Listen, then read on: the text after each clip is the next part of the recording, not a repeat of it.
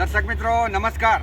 આજે અમે આવ્યા છીએ ફોરવર્ડ ગ્રાઉન્ડ, એટલે કે સૌથી જૂનું ને જાણીતું, જેને હજારો સ્ક્વેર ફૂટની જગ્યામાં ફોરવર્ડના મેદાનમાં લોકમેળો 2026 માહિતી આપણે જગદીશભાઈ પાસેથી લઈએ.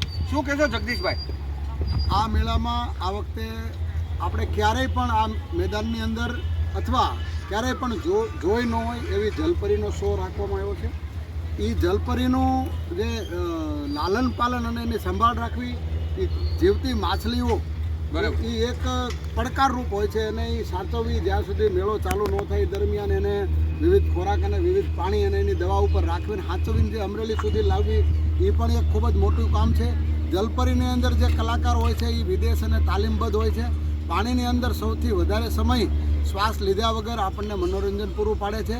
એ ખાસ આકર્ષણ અને જોવાની વાત એ છે કે ફોરવર્ડ સ્કૂલનો મેળો જે ગ્રાઉન્ડમાં થાય છે એ પરિવાર સાથે આખો પરિવાર આનંદથી માણી શકે એવી ચુસ્ત સિક્યોરિટી બંદોબસ્ત અહીંયા ગોઠવવામાં આવ્યો છે. સુરક્ષાના પૂરેપૂરા પગલાં લેવામાં આવ્યા છે.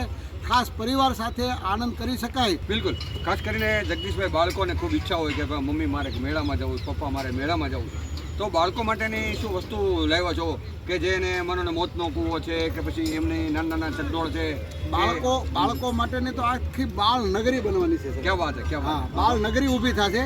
બાળ નગરીમાં એની નાની રાઈડ, એની નાની ગાડીઓ, ડ્રેગન, નાની ટ્રેન, અનેક 18 કરતાં વધારે બાળકો માટે રાઈડ છે.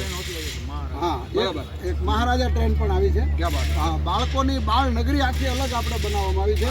બાળકો આરામથી અંદર બેસી શકે અને ફરતા રમી શકે એવું આ વખતે સુંદર અલગથી એનું બાળ નગરીનું આયોજન કરવામાં આવ્યું છે. બિલકુલ.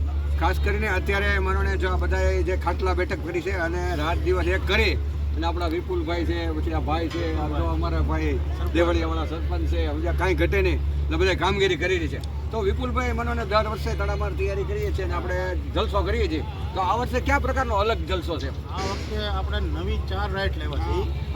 એક સુનામી, રેન્જર, પછી એક મિક્સર, પછી એક ટાવર. બરાબર. એ ક્યારેય આપણે અમરેલીની અંદર કોઈ દી આવી નથી. બરાબર. આ પહેલી વખત આવી છે 4 રાઈડ. પછી દર્શક મિત્રો એવું વિચારી રહ્યા કે આનો ઓપનિંગ ક્યારે છે? 30 તારીખે ઓપનિંગ છે. કેટલા વાગે? 30 તારીખે 5 વાગે. બરાબર. કોણ મહાનુભાવો આવવાના છે? લમસમ મહાનુભાવોમાં આપણા અમરેલીનું રાજસ્વી ગૌરવ એવા કૌશિકભાઈ વેકરિયા, માનનીય મંત્રીશ્રી દિલીપભાઈ સંઘાણી પણ આવવાના છે.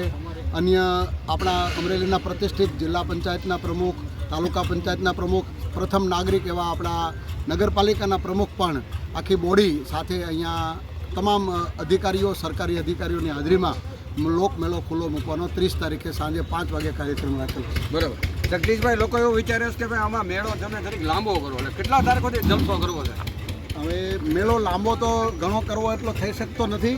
સરકારની ગાઈડલાઈન અને મળતી પરમિશન ઉપર આધારિત હોય છે. સરકારશ્રી દ્વારા જેટલા દિવસની પરમિશન ફાળવવામાં આવે એટલા દિવસ આપણે મેળો રાખી શકીએ છીએ. બિલકુલ. બરાબર. એટલે આ રવિવારે એટલે 30 તારીખે સાંજે 5 કલાકે મેળો ચાલુ થાય છે. ઓપનિંગ, ઉદ્ઘાટન અને 31 તારીખથી રાબેતા મુજબ, એટલે કે તારીખ 6 કે 7 તારીખ સુધી 6 તારીખ સુધી લંબાવવામાં આવેલ છે. અને જન્માષ્ટમીમાં જે નંદભાઈઓ, એ એવો કાર્યક્રમ છે કે તમારે ગોકુળ મથુરા નહીં, આપણા અમરેલીમાં ગોકુળ મથુરા મનાવે ને એવો જલસો કરવાનો છે. સમજ્યા? અમરેલીને ગોકુળ મથુરામાં. અને આપણે મુકેશભાઈ સંઘાણી છે, આપણે વિપુલભાઈ છે, પછી દિલીપભાઈ સંઘાણી છે, પછી કૌશિકભાઈ વેકરિયા છે, બધા આવવાના છે ને આમ જો મોજે મોજ કરવાના છે. તો ગામડાવાળાને ખાસ કરીને લોકમેળામાં હાગમટે આવવાનું છે. અને અંદર આવવાનો 1 રૂપિયો ચાર્જ નથી, હાવ મફત. અંદર એન્ટ્રી ફી કાંઈ છે નહીં. એટલે મોજે મોજ આનંદ કરો. કોઈ પણ સારામાં સારું વાતાવરણ બને એવો માહોલ બનાવો. અને અત્યારે તડામાર તૈયારી કરે છે, 500 થી 1000 માણસો કામ કરે છે. તો મેળામાં આવવાનું છે, કોઈ ભૂલવાનું નથી. ગામડાવાળાને ખાસ આ લોકમેળો છે, આની અંદર 1 રૂપિયો પણ એન્ટ્રી ફી હોતી નથી. બરાબર. નાનાથી મોટા બધા જ ફ્રી આવી શકે છે. કોઈ પણ પ્રકારની એન્ટ્રી ફી રાખવામાં આવેલ નથી.